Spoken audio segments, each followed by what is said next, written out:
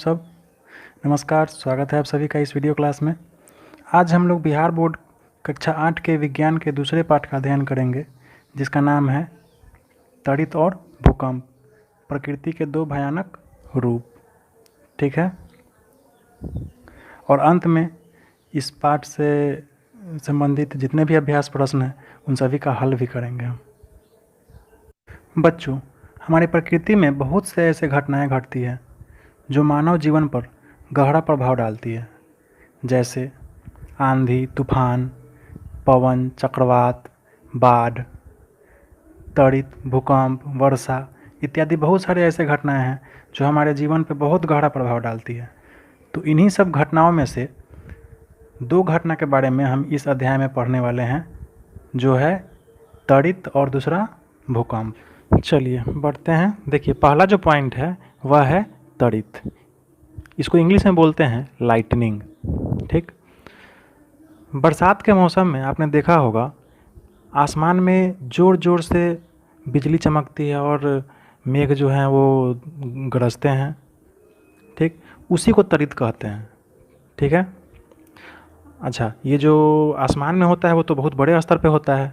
हमारे घरों में भी होता है तड़ित, छोटे छोटे स्तर पर, जिनको हम गौर नहीं करते हैं। आइए देखते हैं उन सभी उदाहरणों पर। जैसे देखिए, ढीले प्लग। आप अपने घर में कभी कभी ढीले जो बिजली के जो ढीले प्लग होते हैं उनको कभी जब आप सॉकेट में घुसाइएगा तो देखिएगा कि ये स्पार्क करता है, वो चिंगारी उसमें से निकलती है, वह भी एक तड़ित है। ठीक। अच्छा, सर्दियों के मौसम में आप जो ऊनी स्वेटर पहनते हैं और बहुत देर पहनने के बाद जब उसे आप बाहर निकालते हैं तो वो जो ऊनी या पॉलिस्टर का जो कपड़ा है वो चिट चिट का आवाज़ करता है उतारते टाइम। ठीक, ये क्या है चिट चिट का आवाज़? यह भी तड़ित है। ठीक है। तो इसके बारे में हम आगे देखेंगे और विस्तार में।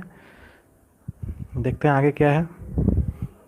बादलों में जो तड़ित उत्पन्न होते हैं, जो बिजली चमकती है, उसका सर्वप्रथम पता किसने लगाया? अमेरिकी वैज्ञानिक बेंजामिन फ्रैंकलिन ने।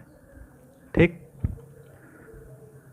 उन्होंने बादलों में रगड़ के कारण उत्पन्न होने वाली विद्युत की उपस्थिति को दर्शाया। अब देखिए कैसे पता लगाया उन्होंने क्या किया कि एक पतंग बनाया। ठीक।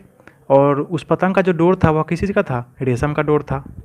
ठीक। और उस डोर में नीचे क्या किए, वो एक धातु की चाबी बांध दी। ठीक है। और जब वह पतंग जब बादल के पास जब गया तब वहाँ से विद्युत आवेश जो था वो रेशम की नमी युक्त जो धागा था उस धागे से संचरित होकर कहाँ आ गया? नीचे चाबी में आ गया। ठीक। अच्छा, जब बेंजामिन ने जैसे ही उस चाबी को अपनी उंगली से छू कर देखा तो उनको झटका लगा और चिंगारी दिखी। ठीक। इससे यह साबित हुआ पहली बार कि आकाश में कड़क जो होती है वो किसके कारण होती है? बिजली के कारण होती है। ठीक। ये जो बेंजामिन फ्रैंकलिन का जो प्रयोग है इसको आप अपने घर पर नहीं आजमाएं। ठीक। क्योंकि बेंजामिन के प्रयोग को आजमाने के लिए रूसी वैज्ञानिक थे एक, जिनका नाम था रिचमैन। इन्होंने उनके प्रयोग को दोहराया था। ठीक। और विद्युत की अत्यधिक मात्रा के कारण क्या हुआ? उनको जोर का झटका लगा और रिचमैन जो है वो फौरन स्वर्ग सिधार गए। ठीक, उनकी मृत्यु हो गई। चलिए अब आगे चलते हैं। देखिए, अगला जो टॉपिक है वह है रगड़ से आवेशन। ठीक। अच्छा, ये जो आवेश है इस आवेश को इंग्लिश में क्या बोलते हैं? चार्ज। ठीक, आवेश का इंग्लिश होता है चार्ज। इसको समझने के लिए हम एक उदाहरण का इस्तेमाल करते हैं। आपने बचपन में कंघी से कागज़ के टुकड़ों को सटाकर देखा होगा। अगर नहीं देखा है तो आप उसको आसानी से कर सकते हैं। आपको करना क्या है कि कुछ कागज़ का टुकड़ा लेना है, छोटा छोटा टुकड़ा एकदम फाड़ के रख लेना है अपने टेबल पे, और एक कंघी लेना है और उस कंघी से क्या करना है, अपने बाल को धीरे धीरे आराम आराम से 2-3-4 मिनट तक अपने बाल को क्या करना है? सोटना है। ठीक है। और जब 2-3 मिनट तक जब आप अपने बाल को सोट लेंगे उस कंघी से तो क्या करना है आपको क्या करना है, उस कंघी को उस छोटे छोटे कागज़ के टुकड़ों के पास ले जाना है। आप जैसे ही इन कागज़ के टुकड़ों के पास ले जाएंगे आप देखेंगे कि वो जो छोटा छोटा कागज़ का टुकड़ा है वो कंघी में सट जाएगा। तो ऐसा क्यों हुआ? वो कागज़ का टुकड़ा कंघी में कैसे सट गया? तो ऐसा इसलिए हुआ कि जब हम कंघी को अपने बाल में सोट रहे थे, रगड़ रहे थे, तो उस कंघी में आवेश पैदा हो गया। वही है रगड़ से आवेशन, ठीक है। जब कंघी को हम बाल में रगड़ रहे थे तो उस रगड़ के कारण उस कंघी में आवेश पैदा हो गया, और जैसे ही उस कंघी को हम कागज़ के टुकड़ों के पास ले गए तो वह कागज़ का टुकड़ा क्या हुआ, उस कंघी में सट गया। ठीक, चलिए अब इसी रगड़ से आवेशन को समझने के लिए एक और इंटरेस्टिंग सा क्रियाकलाप इसमें है। आप इसको करके देखिए, अच्छा लगेगा। आपको करना क्या है कि किसी आदमी को क्या करना है, स्वेटर पहनाकर प्लास्टिक की कुर्सी पर आपको बैठा देना है। ठीक, क्या करना है, स्वेटर पहनाकर उसको प्लास्टिक की कुर्सी पर बैठाना है, और ध्यान रहे वो जो आदमी बैठेगा प्लास्टिक की कुर्सी पर वह चप्पल पहन के बैठेगा। ठीक, अब सूखा गमछा से क्या करना है कि वो जो जिस कुर्सी पर बैठा है उस कुर्सी के पीठ को धीरे धीरे रगड़ना है। ठीक, अपने दोस्तों के साथ पढ़ाई और मस्ती करना चाहते हो, वो भी बिल्कुल। अब देखिए थोड़ी देर तक जब आप रगड़ेंगे उसके बाद क्या करना है, आपको एक टेस्टर लेना है। टेस्टर आपको पता होगा जिससे हम लोग बिजली चेक करते हैं, बिजली में टेस्ट करने के लिए, बिजली को टेस्ट करने के लिए। ठीक, अच्छा थोड़ी देर ऐसा करने के बाद आपको क्या करना है, एक टेस्टर से उसके शरीर को सटाना है। ठीक, आप जैसे ही उस टेस्टर को उसके शरीर में सटाइएगा तो क्या होगा, टेस्टर का बल्ब जल उठेगा। है ना इंटरेस्टिंग। अब सोचिए ऐसा क्यों हुआ। ऐसा इसलिए हुआ कि जब हम तौलिया कुर्सी के पीठ के पीछे रगड़ रहे थे तो उसमें क्या हुआ, उसके शरीर में आवेश उत्पन्न हो गया। ठीक, और वही आवेश जो है वो हमको टेस्टर के माध्यम से दिख गया। तो चलिए अब हम अगले इम्पोर्टेंट टॉपिक की तरफ बढ़ते हैं।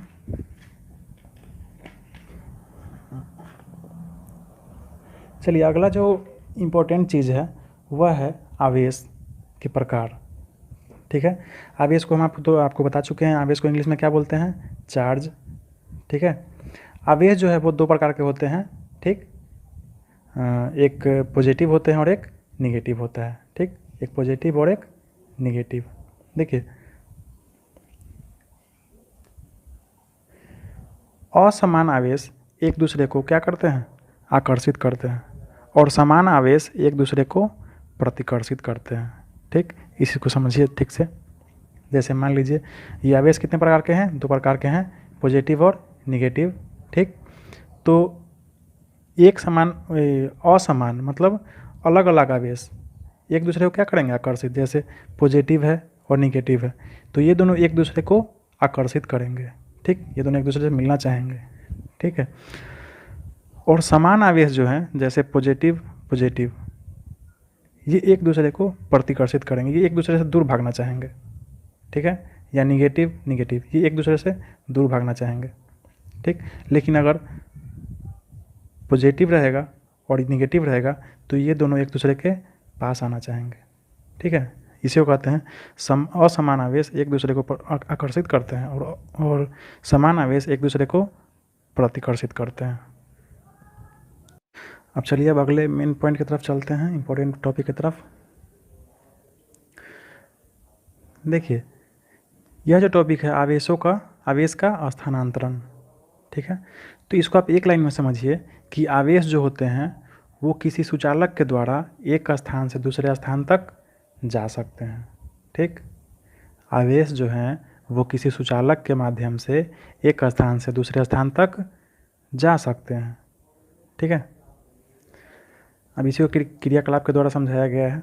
ठीक, इसको आप पढ़ेंगे अपने घर पे। अब चलिए आगे बढ़ते हैं। तो चलिए आइए, अब अगला जो हमारा इम्पोर्टेंट टॉपिक है वह है विद्युतदर्शी। ठीक है, इसको इंग्लिश में बोलते हैं इलेक्ट्रोस्कोप। अब देखिए इस विद्युतदर्शी का क्या काम है, कोई वस्तु आवेशित है अथवा नहीं इसकी जांच करने के लिए बनाई गई इस युक्ति को क्या कहते हैं, विद्युतदर्शी। इसका मतलब क्या हुआ, विद्युतदर्शी से हम क्या मापते हैं, हम किसी वस्तु में आवेश है अथवा नहीं इस चीज़ को हम विद्युतदर्शी इलेक्ट्रोस्कोप से या विद्युतदर्शी से मापते हैं। ठीक है, समझ गए आप।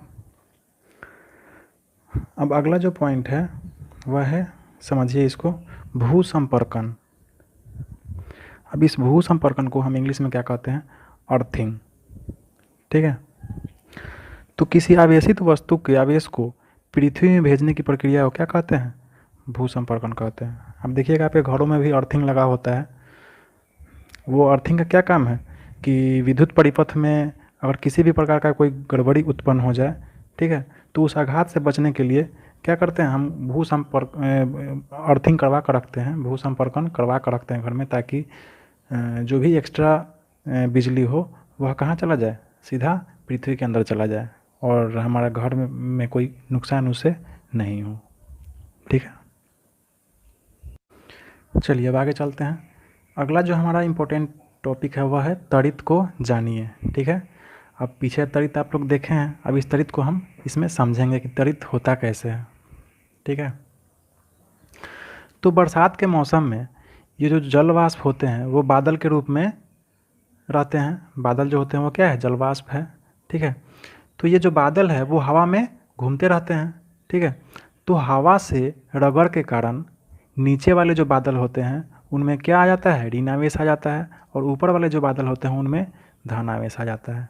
ठीक, पीछे आप पढ़े हैं आवेश दो प्रकार के होते हैं, निगेटिव और पॉजिटिव।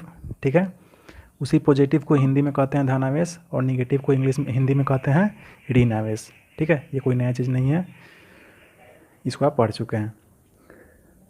तो जब ये हवा से रगड़ के कारण इन दोनों में, ये बादलों में जब आवेश आ जाता है, धन आवेश और ऋण आवेश, और इन्हीं दोनों आवेश जब आपस में जब मिलते हैं तो क्या होता है, ज़ोर ज़ोर से बिजली चमकती है और गरजती है। ठीक है, और इसी को हम लोग कहते हैं कि आसमान में बिजली चमक रही है। तो समझ गए बिजली क्यों चमकती है आसमान में। चलिए अब अगला जो हमारा महत्वपूर्ण टॉपिक है वह है त्वरित से सुरक्षा। ठीक है, त्वरित से हम सुरक्षा कैसे करेंगे, तो ये बहुत सारे पॉइंट है, इस पॉइंट को आप अपने खुद से पढ़ने का प्रयास करेंगे घर पे। ठीक है, क्या क्या हमें नहीं करना चाहिए, क्या क्या करना चाहिए। तो जब भी त्वरित हो, आसमान में बिजली चमके, तो हमें खुला स्थान में नहीं रहना चाहिए। ठीक, हमें घर में रहना चाहिए। ठीक है, यदि आप बस या कार की सवारी कर रहे हैं तो खिड़कियाँ दरवाजे जो होते हैं उनके बंद कर लेना चाहिए। ठीक है, खुले मैदान में नहीं रहना है। ठीक है, मकान की खुली छत पर नहीं रहना है। ठीक, खेत या बड़े वृक्षों के नीचे नहीं रहना है। ठीक है, अच्छा मान लीजिए आप जंगल में फंस गए हैं और ज़ोर ज़ोर से बिजली चमक रही है, तो आपको क्या करना है, छोटे वृक्षों के नीचे शरण लेना है। ठीक है, बड़े वृक्ष के नीचे शरण लेना घातक हो सकता है। ठीक, अच्छा मान लीजिए आप खेतों में फंस गए हैं और वहाँ कुछ वृक्ष है।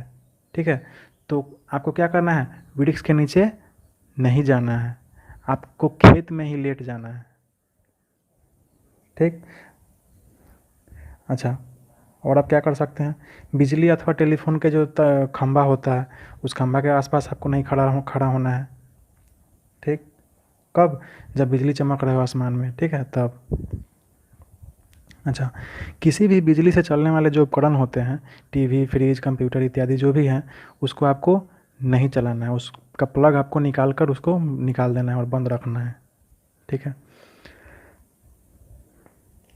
अगर आप तालाब में स्नान कर रहे हैं तो आप क्या कर रहे हैं, फ़ौरन निकल जाइए वहाँ से और अपने घर में चले जाइए। ठीक, वातावरण शांत होने पर ही सुरक्षित स्थान से हमें बाहर आना चाहिए। ठीक है, अब चलिए अगले इम्पोर्टेंट टॉपिक की तरफ चलते हैं। ये है त्वरित चालक, इसको इंग्लिश में बोलते हैं लाइटनिंग कंडक्टर। ठीक है, अब त्वरित चालक का क्या काम है, तो ऊंची इमारतें, चिमनियों, भवनों, ठीक है, या अन्य बड़ी संरचनाओं को त्वरित से बचाने का जो युक्ति है, ठीक है, उसे हम क्या कहते हैं, त्वरित चालक कहते हैं। ठीक है, इसी के माध्यम से हम बड़े बड़े बिल्डिंगों को त्वरित से बचा सकते हैं या बचाते भी हैं। ठीक है, अब देखिए कैसे बचाते हैं। तो हम क्या करते हैं कि हम भवन के जो सबसे ऊपर का जो छत होता है, उस छत पे क्या करते हैं, तांबे के मोटे तार की 3 नुकीली संरचना लगा दी जाती है। ठीक है, उस नुकीली संरचना से तांबे का जो पत्थर होता है, पत्थर को जोड़कर उसे ज़मीन के नीचे 3-4 फीट तक ले जाकर तांबे के प्लेट से जोड़कर मिट्टी से ढक दिया जाता है। ठीक है, मतलब वो जो तांबे का जो मोटा तार जो छत पे लगा हुआ है उसको जोड़ कर कहाँ ले ले जाया जाता है, सीधे ज़मीन के नीचे। ठीक है, इससे क्या होता है कि मान लीजिए अगर त्वरित हो रही है और ज़ोर ज़ोर से बिजली चमक रही है आसमान में, और मान लीजिए अचानक बिजली उस बिल्डिंग पे गिर जाए, उस भवन पे गिर जाए, तो इस तांबे के माध्यम से, मोटे तार का जो 3 नुकीली संरचना निकला हुआ है उसके माध्यम से वह बिजली जो है कहाँ चला जाएगा, सीधे ज़मीन के नीचे चला जाएगा और भवन जो है हमारा सुरक्षित हो जाएगा।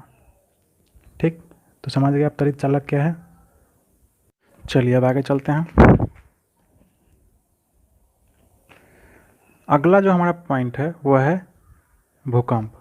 अब चलिए आप त्वरित को पढ़ लिए, लाइटनिंग को आप पढ़ लिए, अगला क्या है भूकंप। भूकंप को इंग्लिश में क्या कहते हैं, अर्थक्वेक।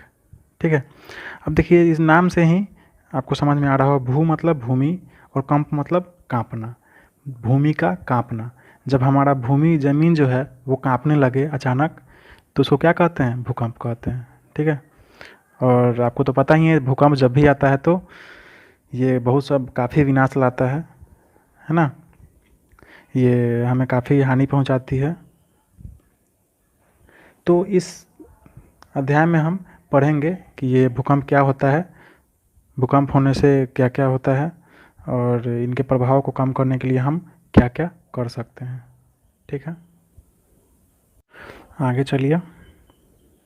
देखिए चित्र के माध्यम से स्पष्ट है कि ये भूकंप आता है तो कितना विनाशकारी होता है। ये घर जो है एक दूसरे पे गिर जाते हैं और काफ़ी जान और माल की क्षति होती है। ठीक है, तो हमारे बिहार में 1934 में एक बार भूकंप आया था, बहुत ज़बरदस्त भूकंप आया था, है ना, विनाशकारी भूकंप। फिर 1990 में भी आया था और 2001 में गुजरात में आया था भूकंप, गुजरात के भुज में। ठीक है, फिर 2011 में भी आया था भूकंप हमारे बिहार में। अब देखिए भूकंप होता क्या है। ठीक, तो भूकंप पृथ्वी का कंपन अथवा कोई झटका होता है जो पृथ्वी के भीतर गहराई में गड़बड़ी के कारण उत्पन्न होता है, इसी को क्या कहते हैं, भूकंप कहते हैं। ठीक है, चलिए अब अगला पॉइंट है वह भूकंप का कारण, मतलब भूकंप होता क्यों है, कैसे होता है। ठीक, अब इस चित्र के माध्यम से समझिए, ये जो चित्र है वो हमारे पृथ्वी का चित्र है। ठीक, हमारा जो पृथ्वी है वो 3 परतों में बटा हुआ है। सबसे ऊपर वाला जो परत है इसको कहते हैं भूपर्पटी, जिसको इंग्लिश में कहते हैं क्रस्ट। ठीक, ये बीच वाला जो परत है इसको बोलते हैं मेंटल, और जो सबसे भीतरी वाला जो परत है इसको क्या कहते हैं, कोर। ठीक, ये जो हमारा भूपर्पटी है, ठीक है, वो बहुत सारे प्लेटों में विभाजित है। ठीक है, बहुत, यहाँ देखिए, टुकड़ों में विभाजित है। कौन, ये भूपर्पटी ऊपर वाला लेयर टुकड़ों में विभाजित है, जिसमें प्रत्येक टुकड़े को क्या कहते हैं, प्लेट कहते हैं। ठीक है, ये प्लेटें निरंतर धीरे धीरे गतिमान रहती है। जो प्लेट है वो धीरे धीरे चलती रहती है। गति के कारण ये कभी एक दूसरे से रगड़ खाती है अथवा एक दूसरे से टक्कर के कारण भूपर्पटी में विक्षोभ उत्पन्न होता है। ठीक है, ये प्लेट जो धीरे धीरे घूमती रहती है, ये घूमते घूमते क्या होती है, एक दूसरे से टकरा जाती है, और जब टकराती है तो विक्षोभ उत्पन्न होता है। यही विक्षोभ पृथ्वी की सतह पर भूकंप के रूप में दिखाई देता है। ठीक, जैसा कि देखिए इस फोटो में, ये जो प्लेट है वो गतिमान है, मतलब चलते रहता है, और ये चलते चलते जब टकराता है तो क्या होता है, भूकंप उत्पन्न होता है यहीं से। ठीक है, और इसी को हम लोग क्या कहते हैं, भूकंप कहते हैं। चलिए अब हम आगे चलते हैं। अगला हमारा पॉइंट है भारत में आए भूकंप की सूची रिक्टर पैमाने के माप के साथ। ठीक है, तो रिक्टर पैमाना क्या है, भूकंप जो आता है उस भूकंप का जो तीव्रता होता है उसको हम मापते हैं इससे, किससे, रिक्टर पैमाने से। ठीक है, मतलब भूकंप कितना तेज़ है या कितना कम है, इसका जो हम लोग मापन करते हैं वो किससे मापते हैं, रिक्टर पैमाने से मापते हैं। ठीक है, समझ गए आप। चलिए अब है भूकंप से बचाव। जब भूकंप आए, अब भूकंप तो हमसे पूछ कर आता नहीं है, तो भूकंप अगर अचानक आ जाए तो हमें क्या करना चाहिए। ठीक, तो सबसे पहले किसी मजबूत, अगर आप घर में हैं तो जब जैसे ही आपको लगे कि कुछ हिल रहा है, घर हिल रहा है, तो आपको क्या करना चाहिए, मजबूत चौकी या पलंग के नीचे छुप जाना चाहिए। ठीक है।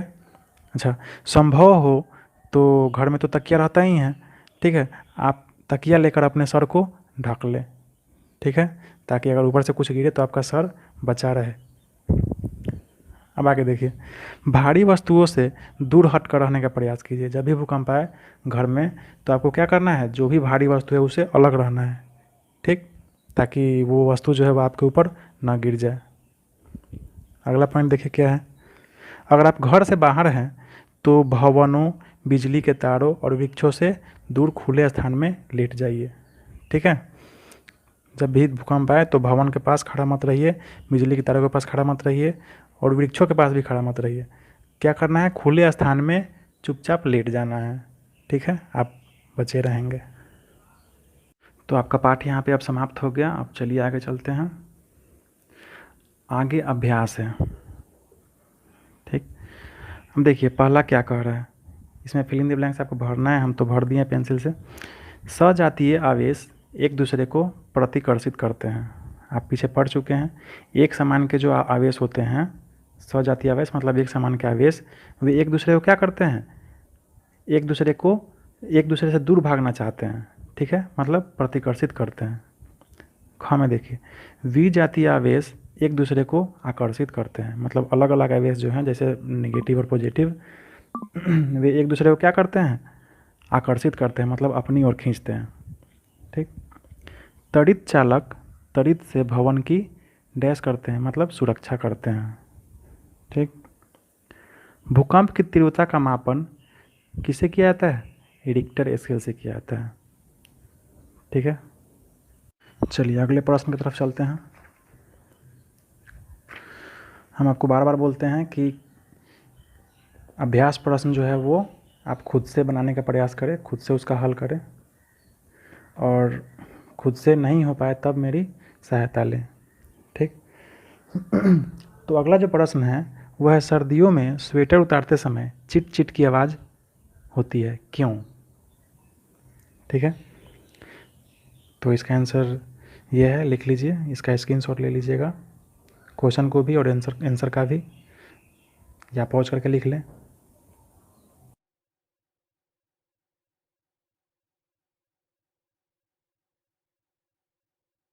चलिए अगला प्रश्न है, जब हम विद्युतदर्शी के ऊपरी भाग को छूते हैं तो वह अपना आवेश खो देती है, व्याख्या कीजिए।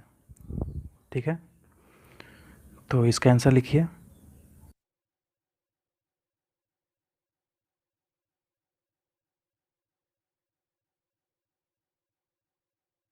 प्रश्न है, भूकंप मापी का चित्र बनाकर उसके मापन विधि को लिखिए। ठीक है, तो इसका आंसर आप लिखिए।